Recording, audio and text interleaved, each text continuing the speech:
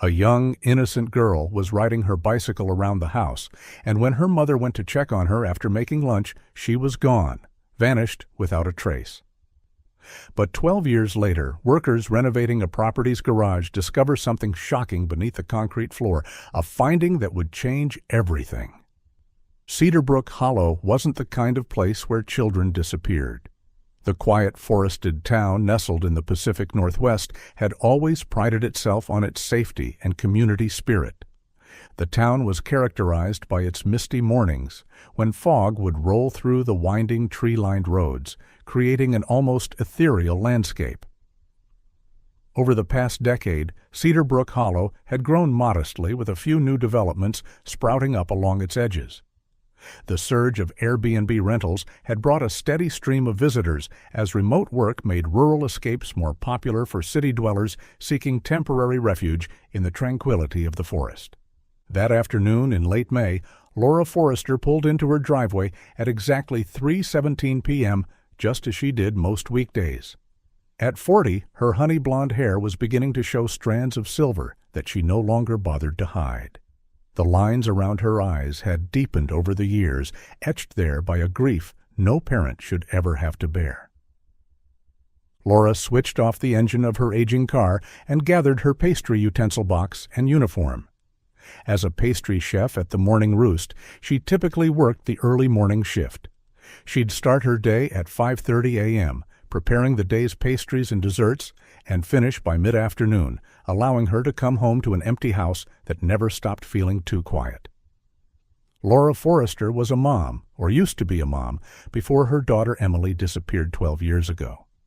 Emily was only 8 when she vanished one morning during summer break. Laura had been in the kitchen preparing lunch when she realized she hadn't heard the familiar sound of Emily's giggles for over an hour. She'd called out, checked the backyard, then the front yard, then the neighbors' houses. By nightfall, the entire town was searching for the little girl with the bright smile and golden curls. In the aftermath, Laura's husband couldn't bear the weight of their shared grief. He blamed Laura for not watching Emily closely enough, for being in the kitchen instead of outside with their daughter. 6 months after Emily's disappearance, he filed for divorce and moved to Seattle, leaving Laura alone with her guilt and a house full of memories. As Laura entered her home, she placed her pastry utensil box on the kitchen counter and hung her black and white checkered uniform on the back of a chair.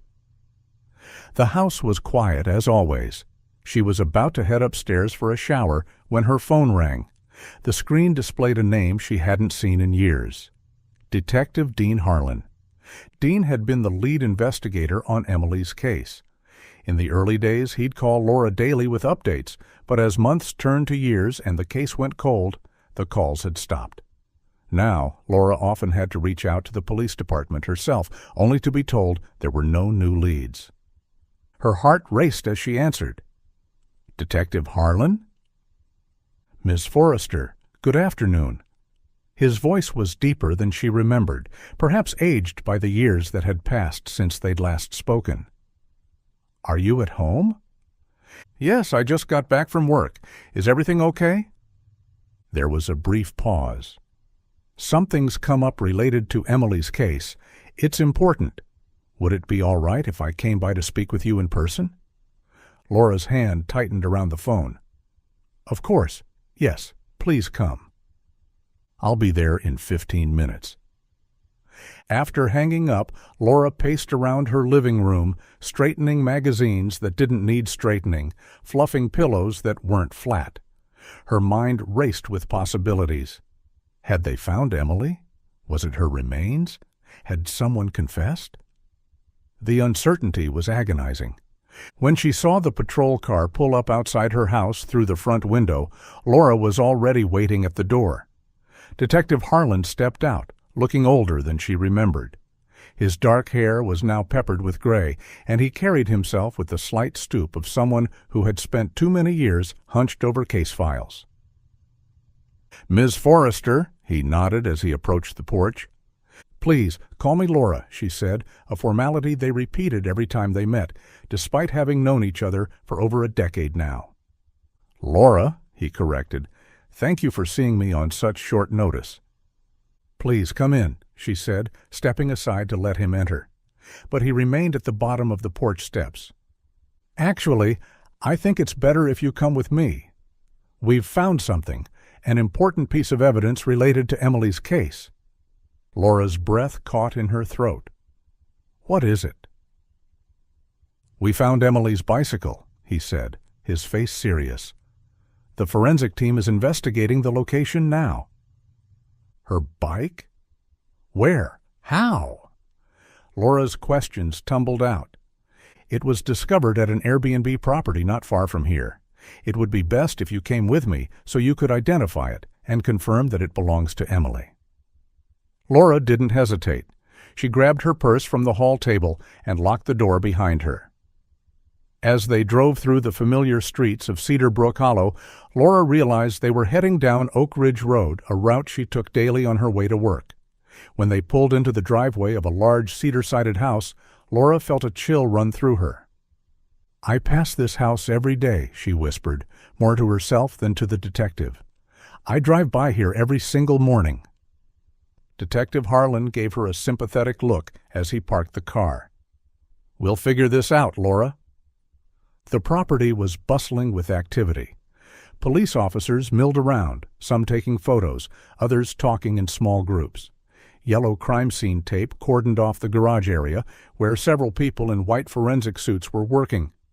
As Detective Harlan led her toward the garage, a man in a construction vest approached them. "Detective, we've finished documenting the initial position of the item," he said. "Thank you, Johnson.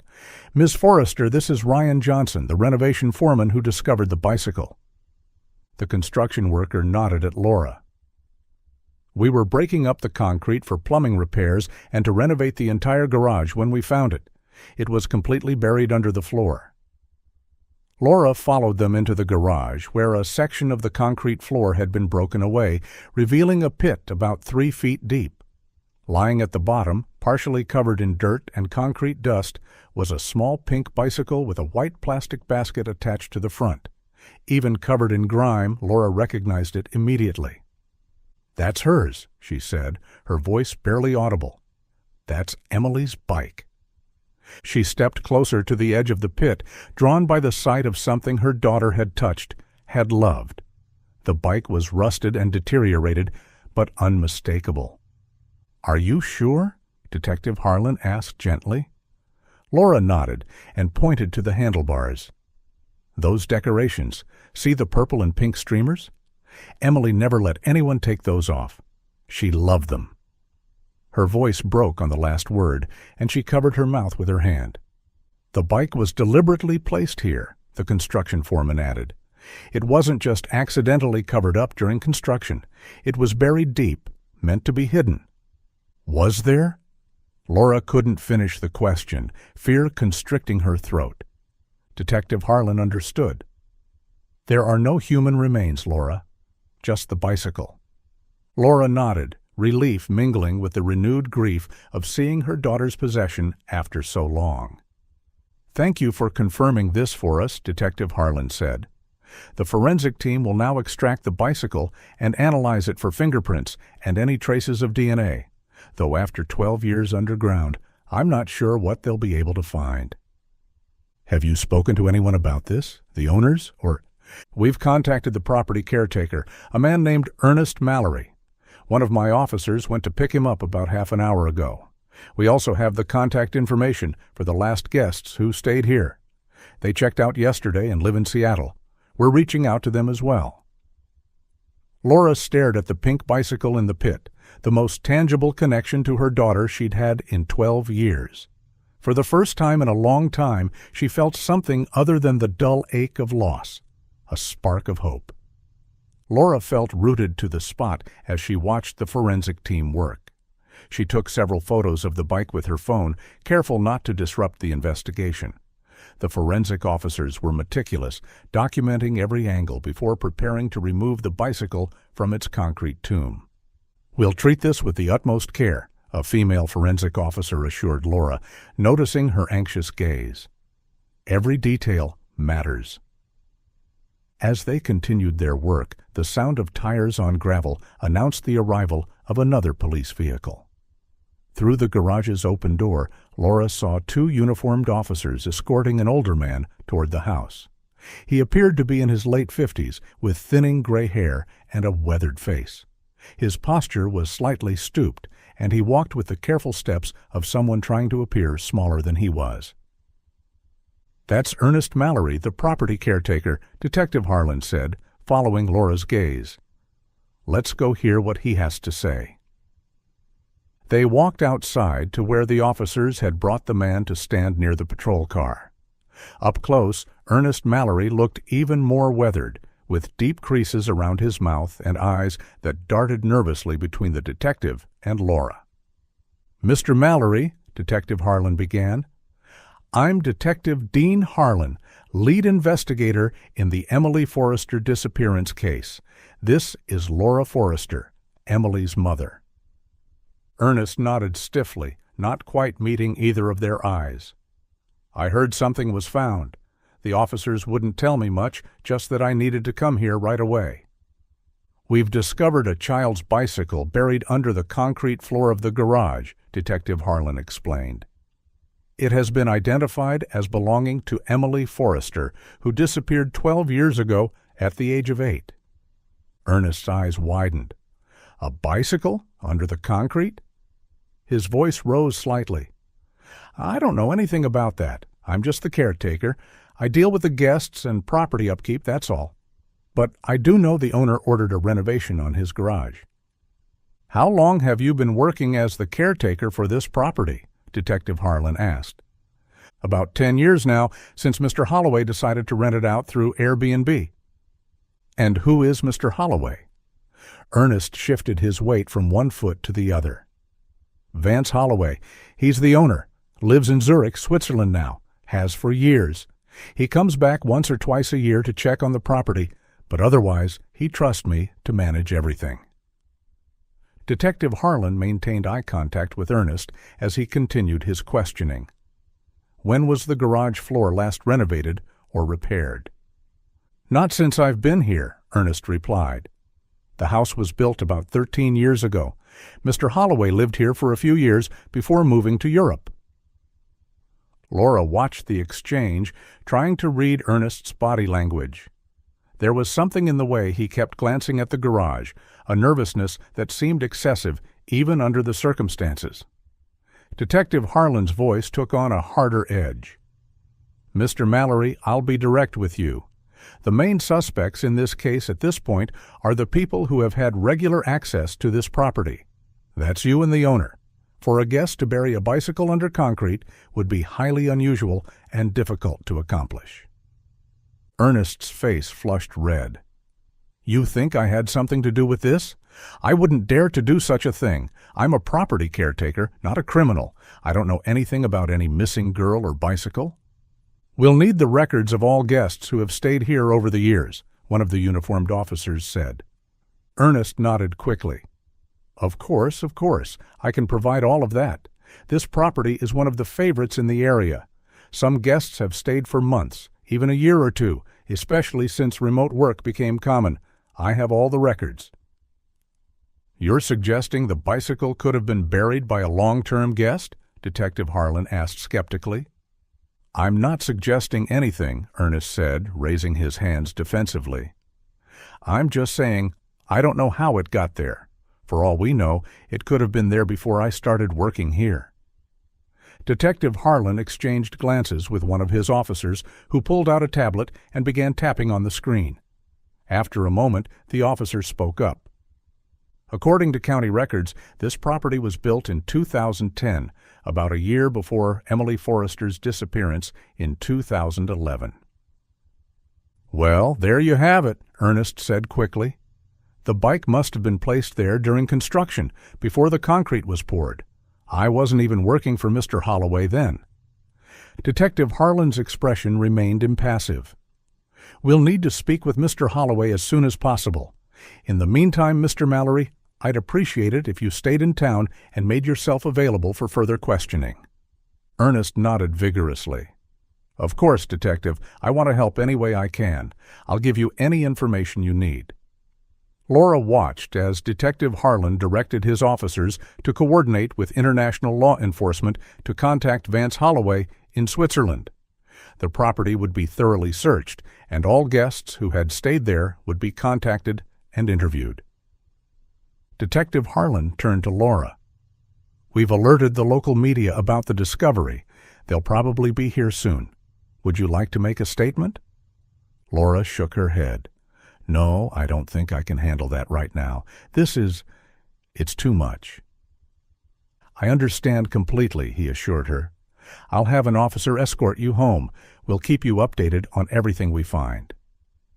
As Laura was led back to a patrol car, she saw news vans beginning to arrive, reporters setting up cameras at the edge of the property.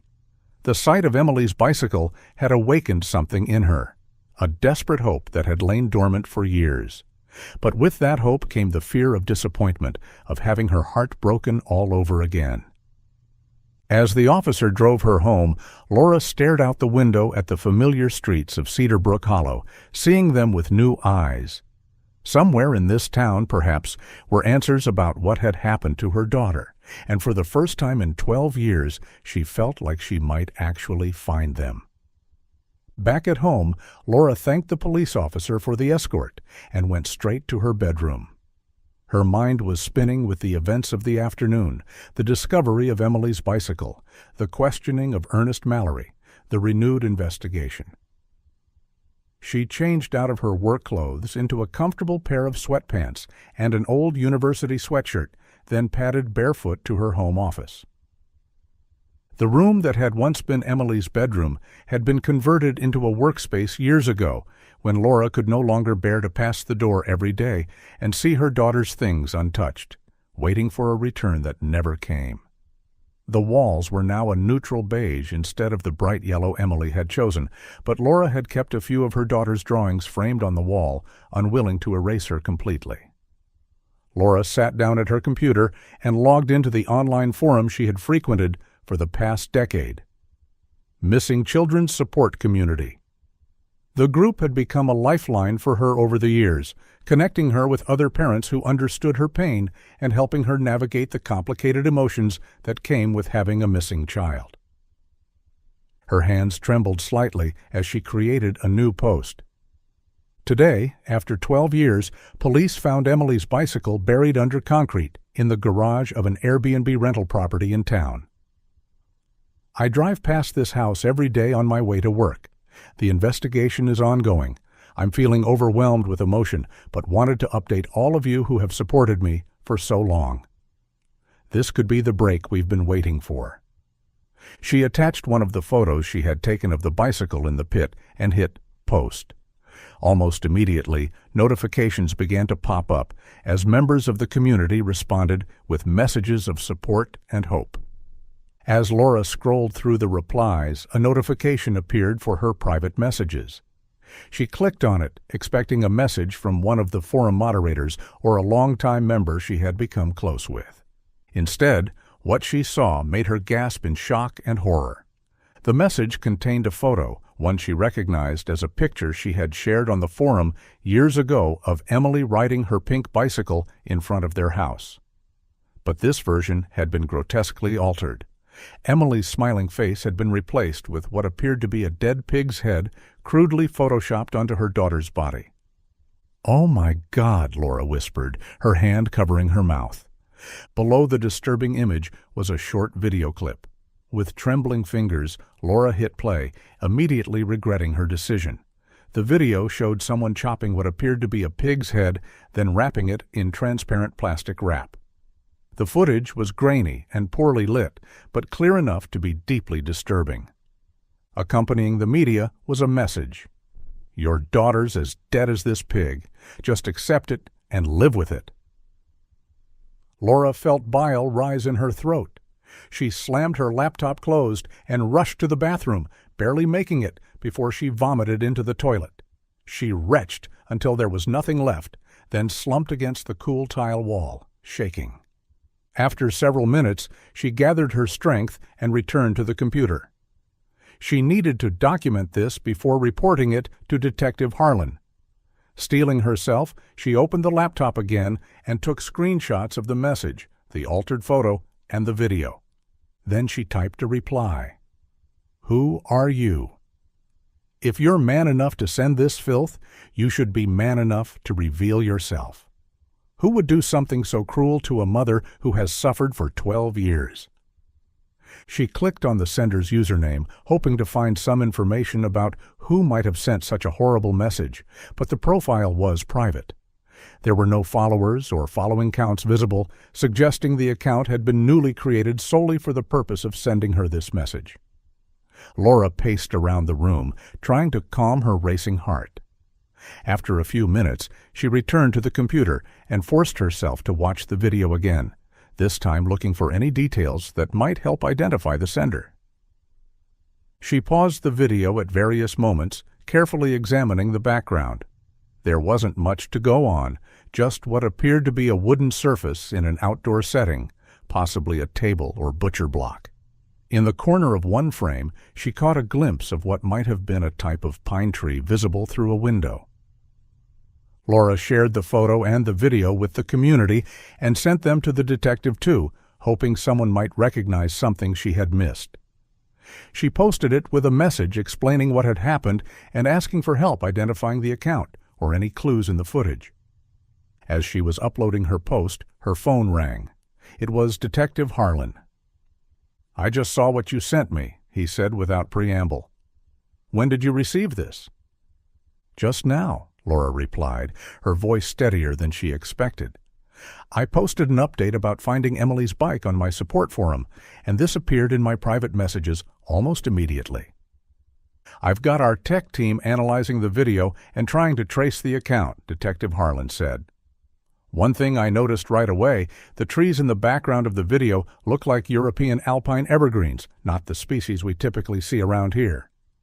Do you think it could be the property owner? He lives in Switzerland, right?" "It's a possibility we can't rule out," Detective Harlan admitted.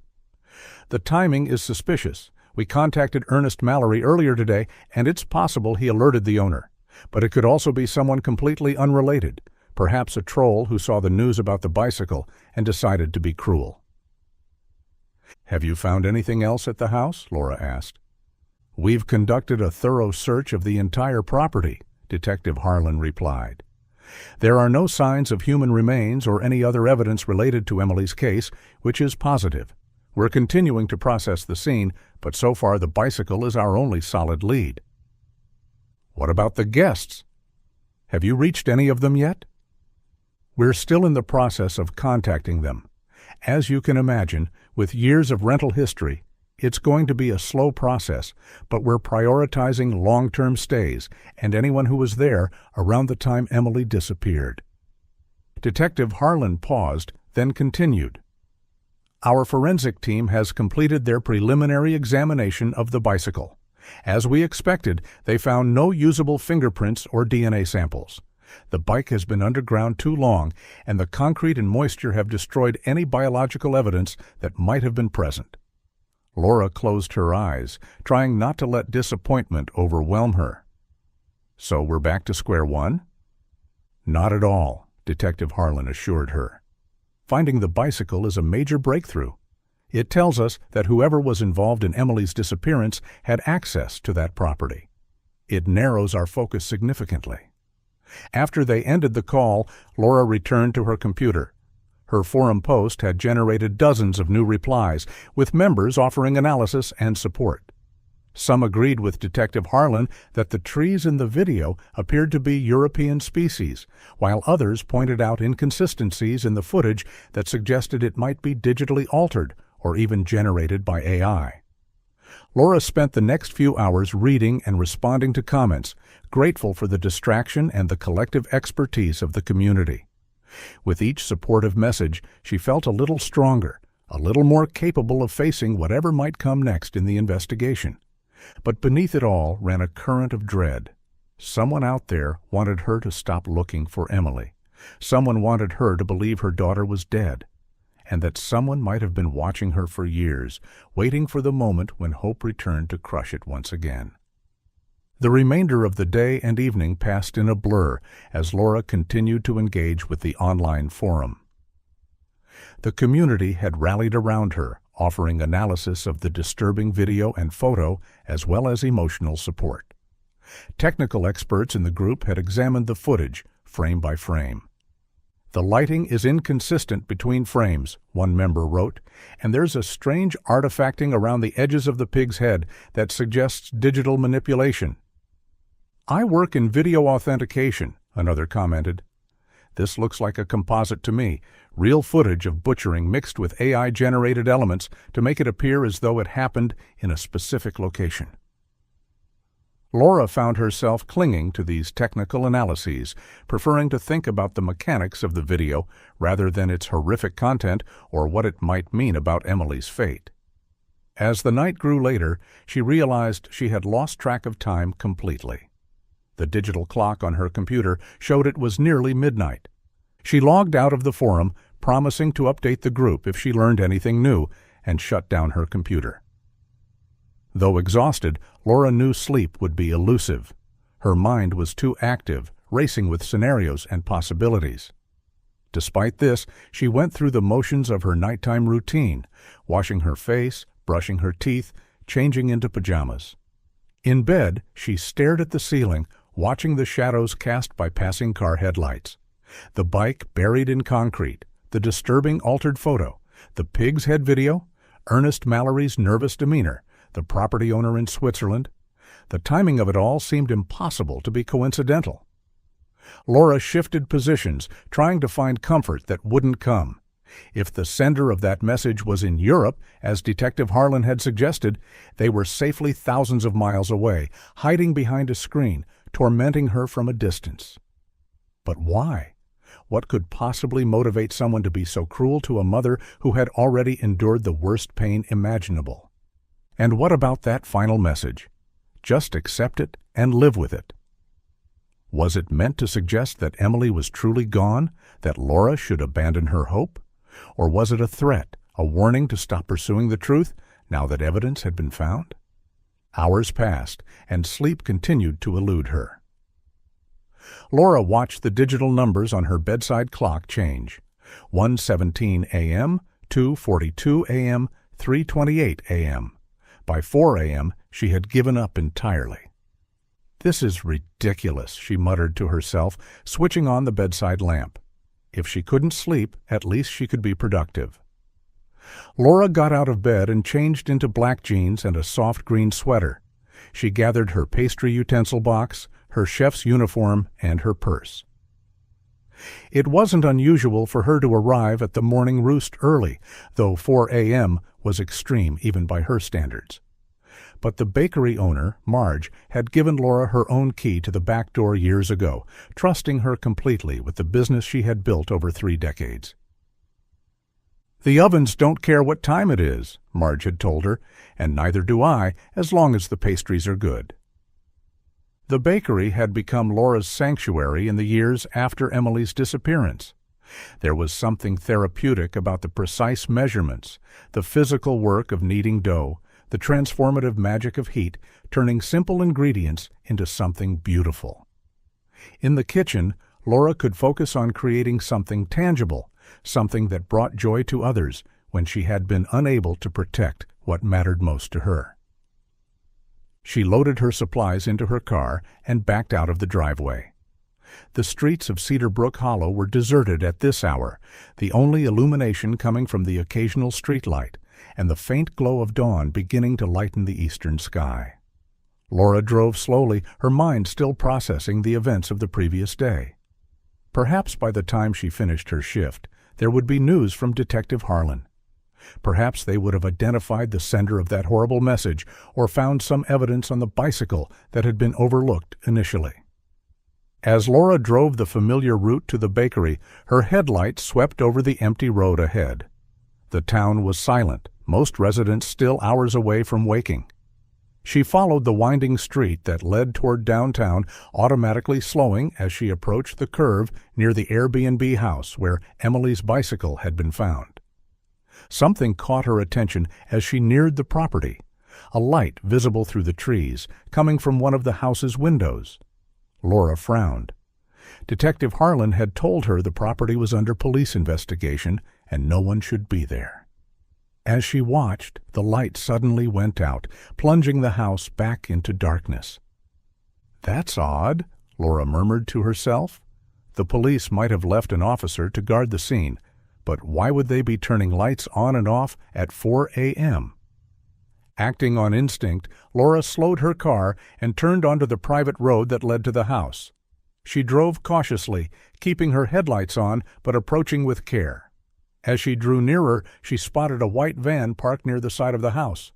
It wasn't a police vehicle. Laura parked her car a short distance away and switched off the engine. She debated whether to call Detective Harlan immediately, but decided to get a closer look first. If it was nothing, she didn't want to wake him at this hour for no reason.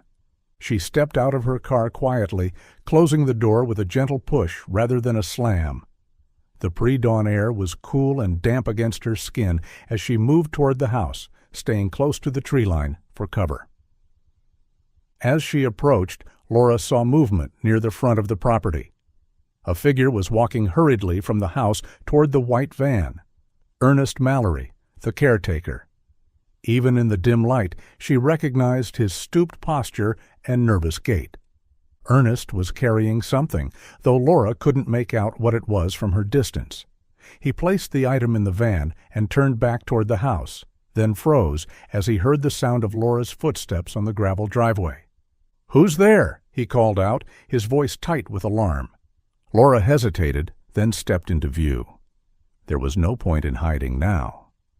"It's Laura Forrester," she said, walking toward him. "Emily's mother." Ernest's face was difficult to read in the darkness, but his body language spoke volumes. His shoulders tensed, and he took a half-step back toward his van. "What are you doing here at this hour?" he asked, his voice strained. "I could ask you the same thing," Laura replied, stopping a few yards away from him. "I thought this property was off-limits during the investigation. I was driving to work and saw lights on." Ernest shifted his weight from one foot to another. "Mr. Vance, Mr. Holloway asked me to retrieve some important documents from the house, insurance papers and property records that the police need for their investigation.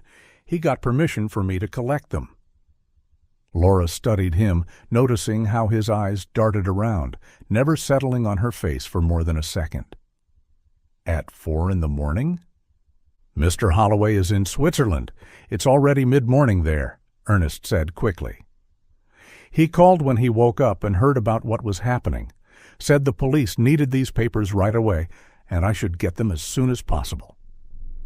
The explanation sounded plausible, but something about Ernest's manner made Laura uneasy. He seemed too nervous, too eager to justify his presence. "I'm just following my employer's instructions," Ernest continued, moving toward the driver's side of his van. "I need to deliver these papers to the police station now. You shouldn't linger around here, Miss Forrester. This is a crime scene." Laura nodded slowly. "I'm heading in the opposite direction anyway," she said, pointing back toward the road she had come from. "I'm on my way to work." Ernest gave a curt nod and climbed into his van. Laura walked back to her car, listening as the van's engine started behind her. She waited until Ernest had pulled away and driven down the private road before getting into her own vehicle. Once inside, Laura immediately reached for her phone and called Detective Harlan. Despite the early hour, he answered on the third ring, his voice alert. "Laura, is everything all right?" "I'm not sure," she replied, quickly explaining what she had just witnessed. "He said he had permission to enter the house?" Detective Harlan asked, his tone sharpening. "Yes, to collect documents for the owner. He claimed they were needed for the investigation." "That's absolutely false," Detective Harlan said firmly. "No one has permission to enter that property right now, especially not in the middle of the night. Whatever Ernest was doing there, it wasn't authorized by us." Laura felt a chill run through her. Should I follow him? He just left a few minutes ago. "Absolutely not," Detective Harlan replied immediately. "He could be dangerous, especially if he feels cornered. Stay where you are. I'm sending officers to your location now, and I'll dispatch others to look for Ernest's van." "I'm actually not at the house anymore," Laura explained. "I'm in my car on the main road. Ernest has already left." "Which direction did he go?" "West on Cedar Ridge Road." "Stay where you are, Laura, or go back. We'll handle this. We'll find him." Laura agreed and ended the call. She sat in her car, engine running, thoughts racing. What had Ernest really been doing at the house? What had he taken, and why at this hour, when he thought no one would see him? The answer came to her with sudden clarity. He was removing evidence, something that connected him to Emily's disappearance, something he couldn't risk the police finding. Laura's hands tightened on the steering wheel. She had promised Detective Harlan she wouldn't follow Ernest, but something inside her, the mother who had lost 12 years searching for answers, couldn't simply drive away, not when the truth might be so close. She put her car in drive and turned west onto Cedar Ridge Road, following the path Ernest's van had taken. She would keep her distance, she told herself. She wouldn't confront him. She would just see where he was going, and this road could also lead to the Morning Roost. Laura continued driving west on Cedar Ridge Road, keeping a careful eye out for Ernest's white van. The road wound through a dense section of forest, with few houses and even fewer streetlights. In the pre-dawn darkness, Laura relied heavily on her headlights to navigate the curves and dips in the pavement. She wasn't actively trying to catch up to Ernest. In fact, she preferred to maintain a safe distance. Her goal was simply to discover where he was going, what he was doing with whatever he had taken from the house. Laura checked her GPS to confirm she was still on the right path. Cedar Ridge Road was a fairly straight shot for several miles, though it twisted and turned through the forest terrain. According to the map, if she continued following this road, she would eventually connect to Hillside Avenue, which would lead her back to town from the western edge, not far from where the Morning Roost was located. This realization provided some comfort. She wasn't going completely out of her way. She could still make it to work on time if this detour didn't take too long. She had plenty of time. After driving for about 10 minutes, Laura began to worry that she had somehow missed Ernest's van or that he had turned onto a side road she hadn't noticed. But just as she was considering turning around, she spotted a white van parked on the shoulder ahead, partially hidden by the trees. Laura immediately slowed down, then pulled over herself, stopping much further back and turning off her headlights. She didn't want Ernest to realize he was being followed. From this distance, she could just make out the outline of the van in the growing dawn light. Uncertain what to do next, Laura decided to roll down her window, hoping to hear any sounds that might give her a clue about what Ernest was doing. As the window lowered, a faint smell reached her. Smoke, acrid and chemical, not the pleasant aroma of a campfire. Laura peered through the trees and saw thin wisps of black smoke rising from the forest not far from where Ernest had parked. He was burning something. She debated her next move. Should she call Detective Harlan now? But what would she tell him exactly? That Ernest had pulled over and might be burning something in the woods? It wasn't much to go on, and by the time the police arrived, Ernest could be long gone. As Laura weighed her options, she saw movement by the van. Ernest emerged from the trees, carrying what appeared to be a metal barrel. Even from this distance, Laura could see that it was a burn barrel, the kind used for safely containing fires when burning yard waste. Ernest loaded the barrel into the back of his van, his movements hurried and anxious. He kept glancing around, clearly worried about being seen. Laura sank lower in her seat, though she was far enough away and concealed by trees that Ernest showed no sign of having spotted her. Once the barrel was secured, Ernest quickly got into the driver's seat of his van and started the engine. Laura watched as his headlights came on, and he pulled back onto the road, continuing west. Laura waited until Ernest's van had disappeared around a bend before she restarted her car and followed, maintaining a greater distance now. She tried calling Detective Harlan again, but the signal in this area was weak, with only one bar showing on her phone. When the detective answered, his voice was broken and staticky. "Laura? Hear you? Where?" "Ernest stopped in the woods," Laura said loudly, hoping the signal would improve. "He was burning something in a barrel.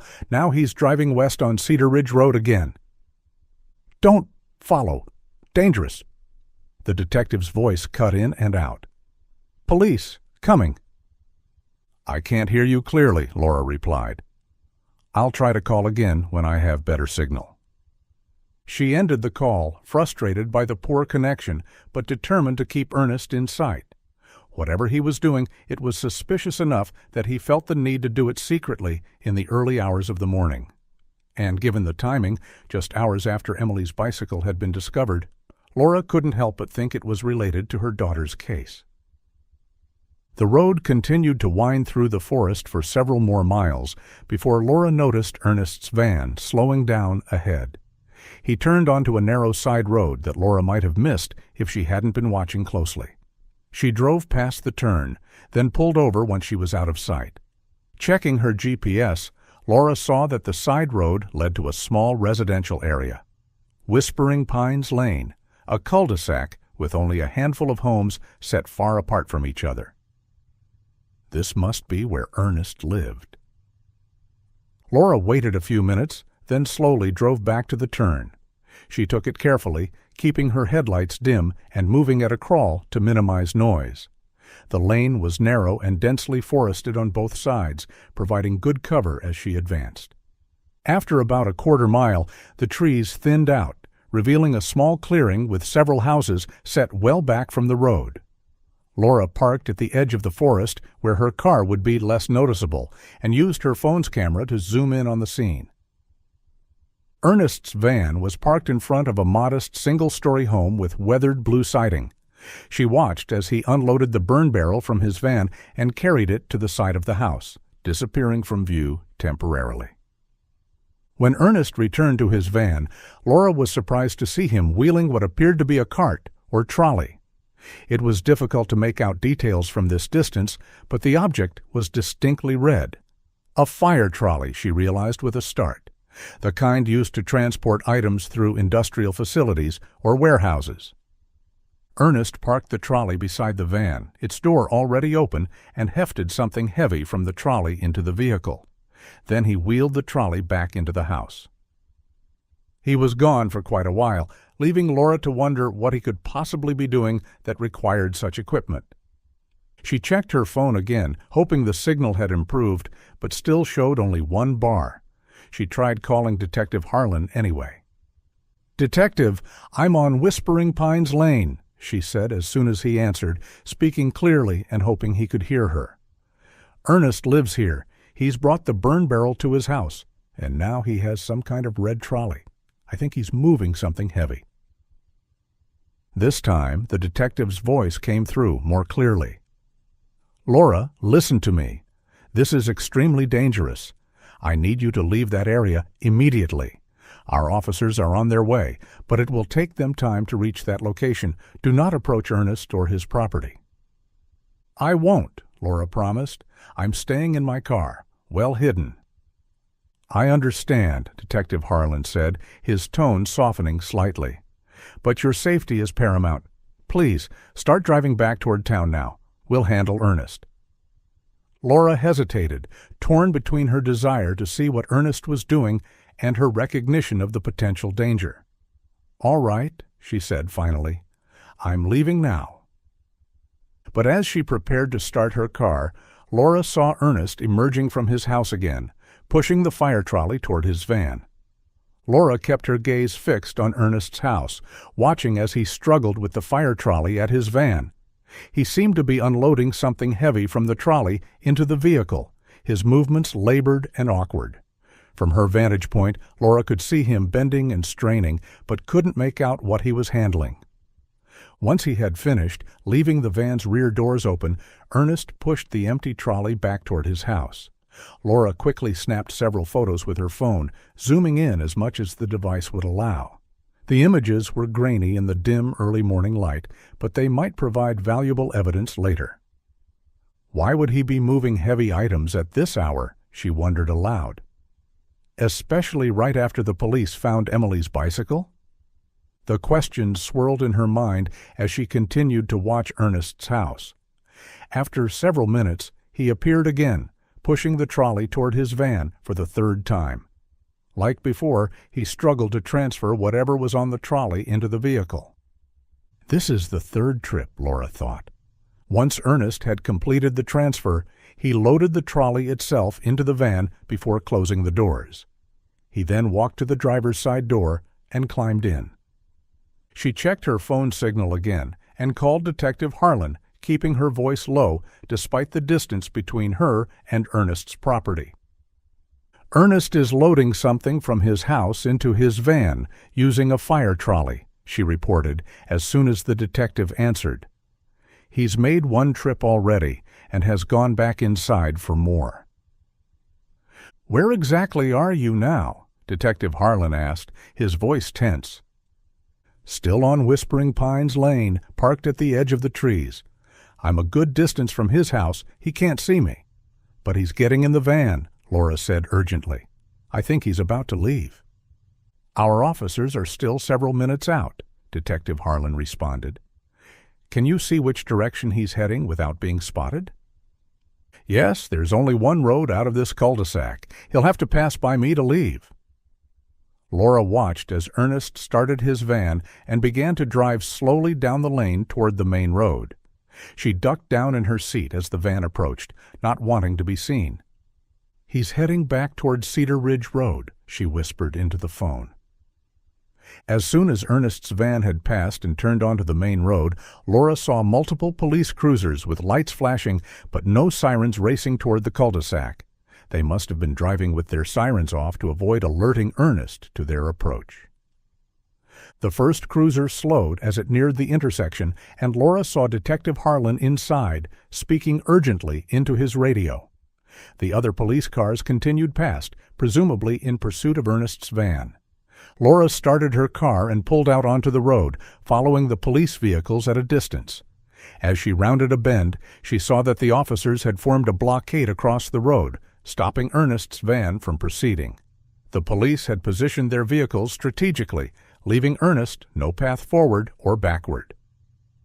Laura parked her car a safe distance away and watched as officers approached Ernest's van with weapons drawn, ordering him to exit the vehicle with his hands visible.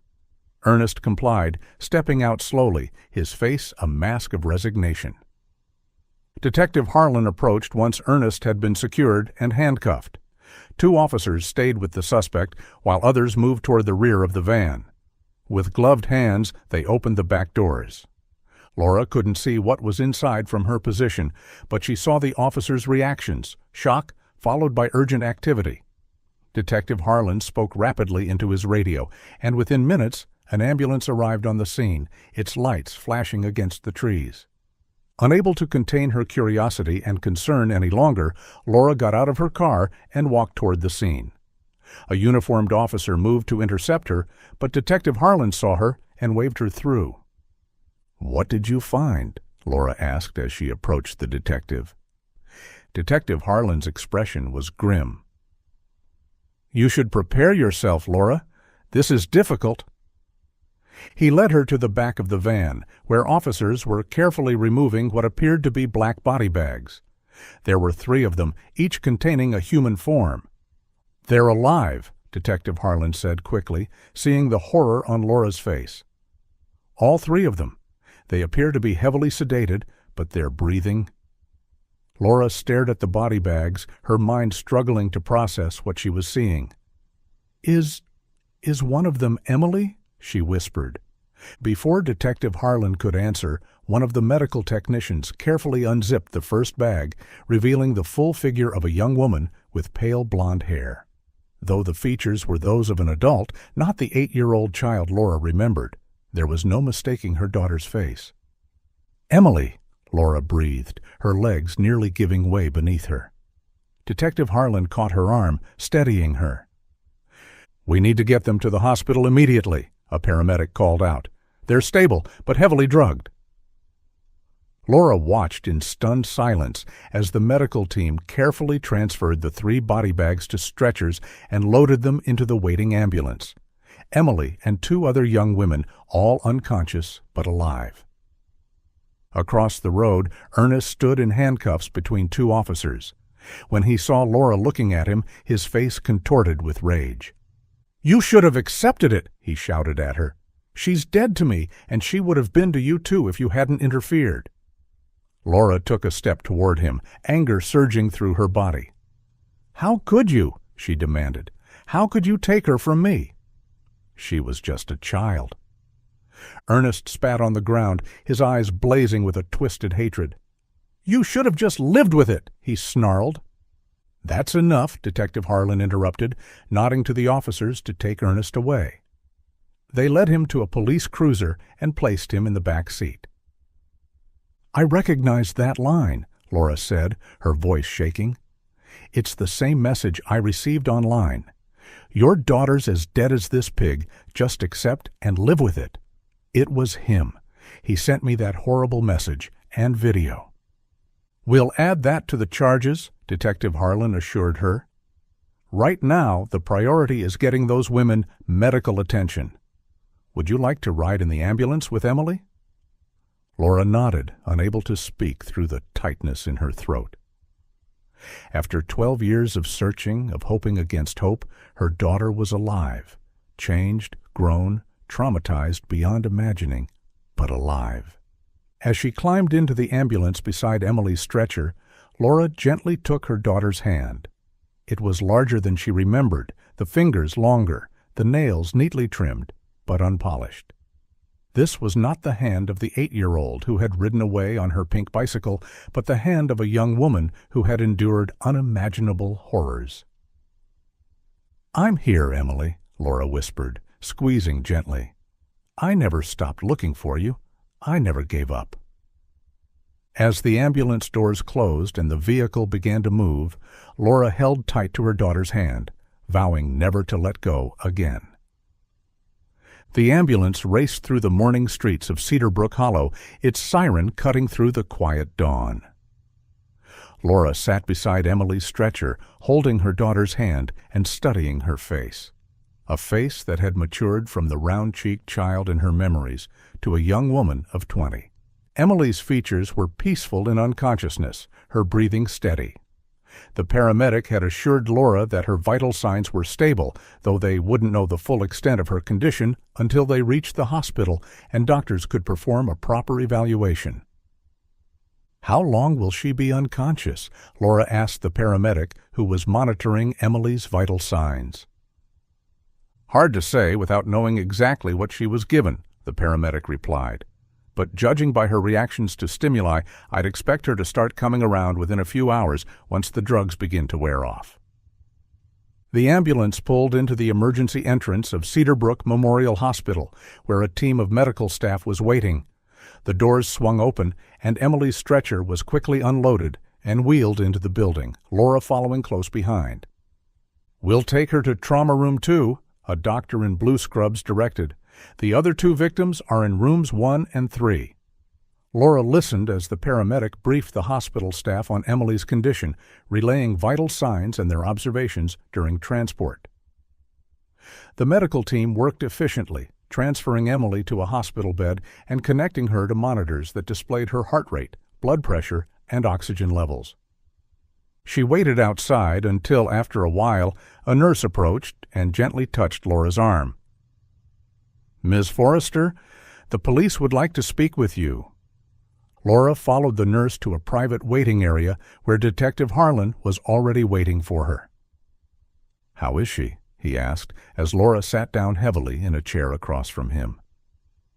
"Stable," Laura replied, her voice distant. "Still unconscious. They're examining her now." Detective Harlan nodded.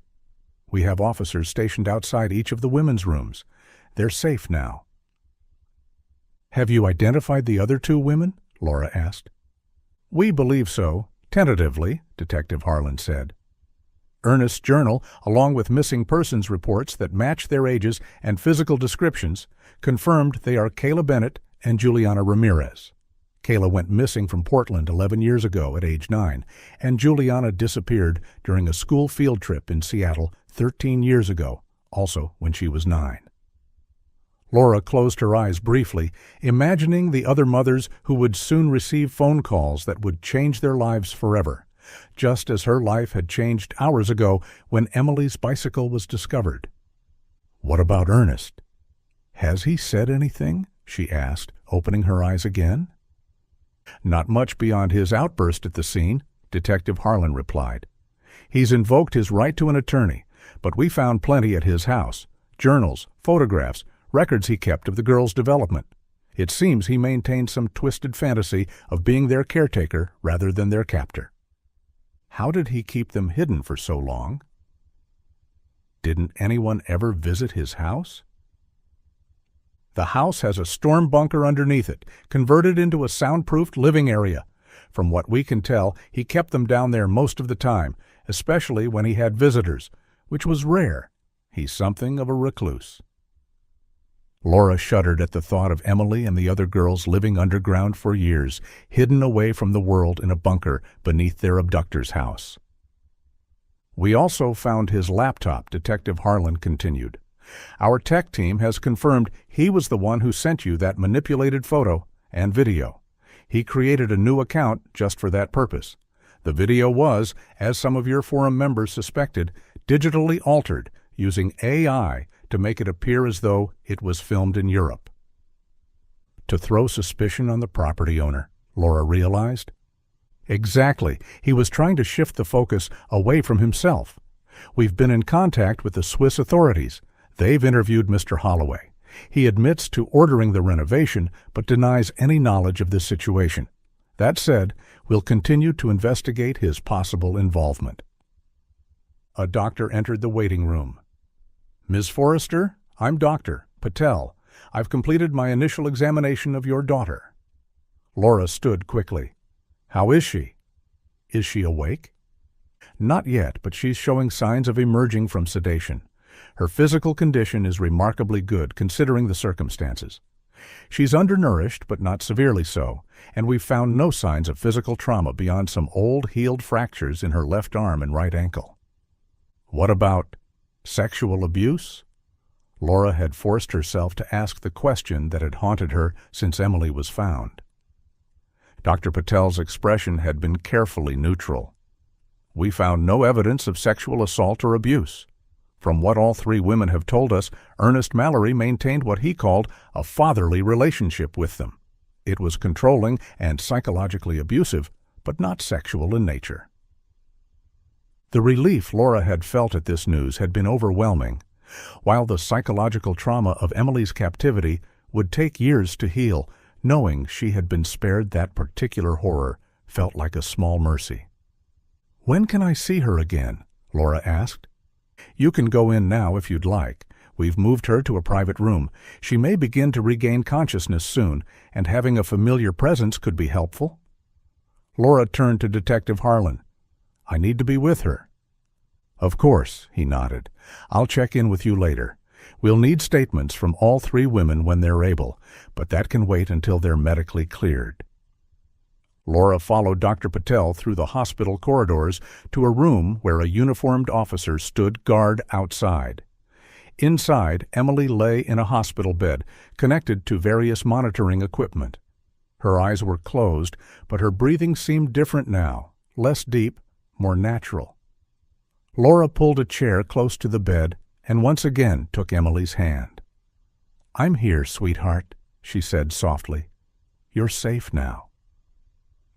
For nearly an hour, Laura sat beside Emily, sometimes speaking softly, sometimes simply watching her daughter breathe. Around 8 a.m., Laura noticed Emily's eyelids beginning to flutter. Emily? Laura leaned closer. Can you hear me? Emily's eyes opened slowly, unfocused at first, then gradually clearing as she took in her surroundings. When her gaze fell on Laura, there was a moment of confusion, followed by a flicker of recognition. Mom! Her voice was hoarse, barely above a whisper. Laura's eyes filled with tears. Yes, sweetheart, it's me. Emily's eyes widened as full awareness returned. Where am I? Where's Ernest? Fear edged into her voice. You're in the hospital, Laura assured her quickly. Ernest has been arrested. He can't hurt you anymore. You're safe now." Emily stared at Laura as if trying to convince herself that what she was seeing was real. I thought I'd never see you again." Laura's tears spilled over. "I never stopped looking for you, never stopped hoping." A nurse entered the room and, seeing that Emily was awake, quickly checked her vital signs before going to alert the doctor. Dr. Patel returned moments later, accompanied by Detective Harlan. "Hello, Emily," Dr. Patel said gently. "I'm Dr. Patel. How are you feeling?" "Dizzy," Emily replied. "Tired, but okay." "That's normal. The medication you were given is still wearing off. We're going to take very good care of you." Detective Harlan stepped forward. "Emily, I'm Detective Harlan. I don't want to overwhelm you, but when you feel up to it, we'd like to ask you some questions about what happened." Emily nodded slowly. "The other girls, Kayla and Jules, are they here too? Are they okay?" "Yes, they're both here, and they're both safe," Detective Harlan assured her. "They're still unconscious, but the doctors expect them to recover just like you." Emily seemed to relax slightly at this news. "Good. I promised I'd keep them safe." Laura squeezed her daughter's hand. "You did, sweetheart. You all kept each other safe. And now you're home." Dr. Patel gently intervened. "Emily needs rest, but if she feels up to answering a few questions first, that might be helpful for the investigation." Emily nodded. "I want to help. I want him to stay locked up forever." "Can you tell us how Ernest took you?" Detective Harlan asked, pulling out a small notebook. Emily's gaze grew distant as she recalled that day 12 years ago. "I was riding my bike around our house. It was summer vacation, and Mom was inside making lunch." She glanced at Laura. "Ernest drove by in his truck. He stopped and offered me a candy bar. Then he asked if I wanted to see his cat that had just had kittens."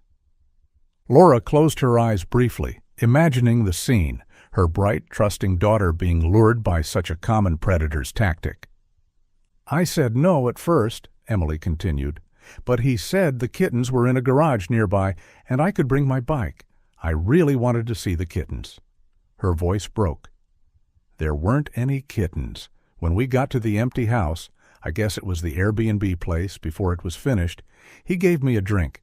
It tasted funny, but I was thirsty from riding my bike. Then I got really sleepy."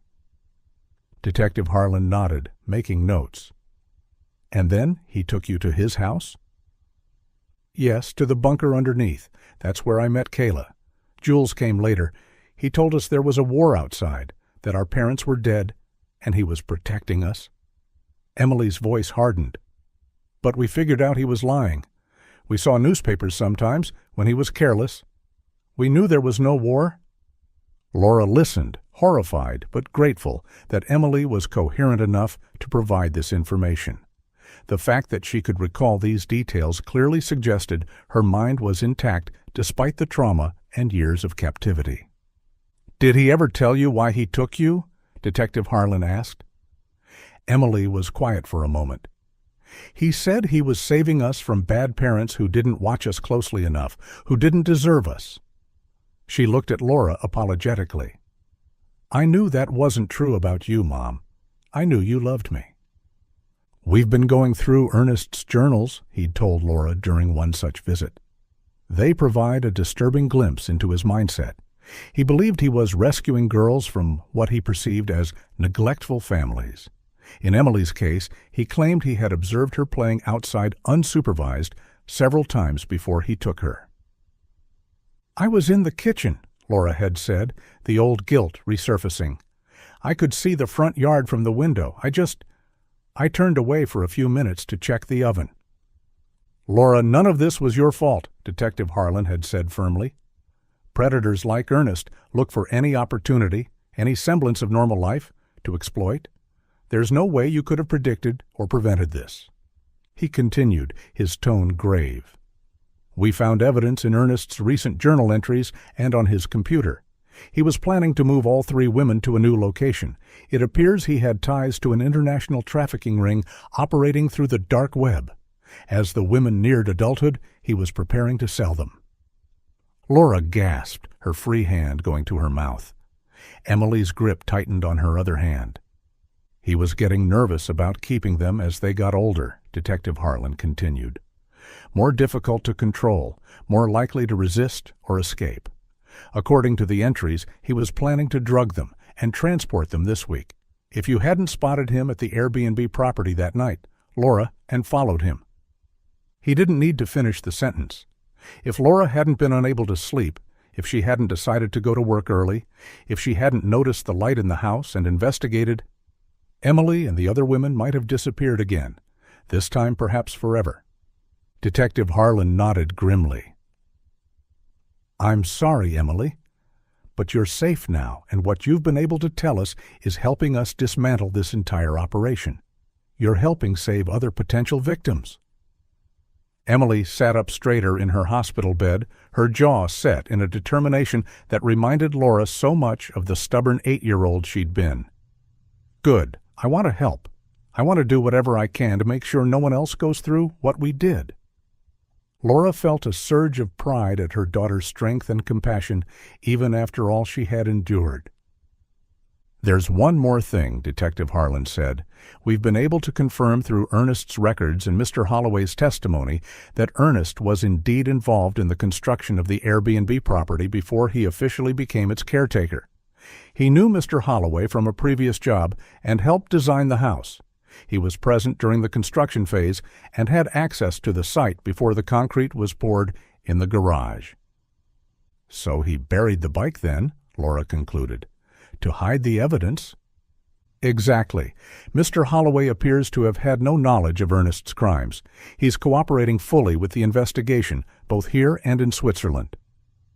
Detective Harlan asked a few more gentle questions before Dr. Patel suggested that Emily needed to rest. The detective thanked Emily and promised to check in later before leaving the room. Left alone with her daughter, Laura stroked Emily's hair gently. Get some sleep, sweetheart. I'll be right here when you wake up. I promise.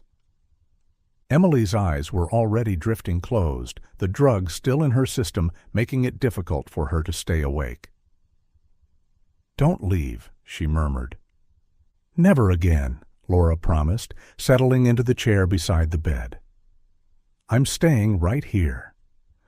As Emily slipped back into sleep, Laura watched her daughter's face, marveling at the miracle of having her back. Whatever challenges lay ahead, the psychological recovery, the adjustment to a world that had continued without her for 12 years, the legal proceedings against Ernest, they would face them together. After 12 years of darkness, light had finally returned to Laura's life. In the end, it wasn't the discovery of a buried bicycle that had brought Emily home.